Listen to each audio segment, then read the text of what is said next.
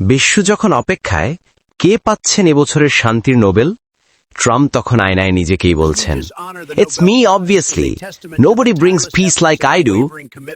নরওয়ের Nobel committee ঘোষণা দিল শান্তির নোবেল যাচ্ছে ভেনেজুয়েলার মারিয়া করিনা মাচাদো পারিস্কার হাতে। ট্রাম্প তখন হতবাক, বললেন, ওই নামটা আমি আগে শুনিনি, সে কি আমার কোনো হোটেলে কাজ করে? শোনা যাচ্ছে তিনি নরওয়েকে ফোন দিয়ে বলেছিলেন, listen guys, if you don't give me the Nobel, I'll build a wall around Norway too. Nobel committee নাকি মিটিংয়ে বসে বলেছে, শান্তির পুরস্কার দিতে গিয়ে যদি ট্রাম্পকে দিই তাহলে আমাদেরই শান্তি থাকবে না। শেষে ট্রাম্প টুইট করলেন, I didn't want that Nobel anyway. I already have the most beautiful peace inside me. দুনিয়া শান্তিতে, ট্রাম্প এখন শান্তিতে নেই। I will tell you, it's just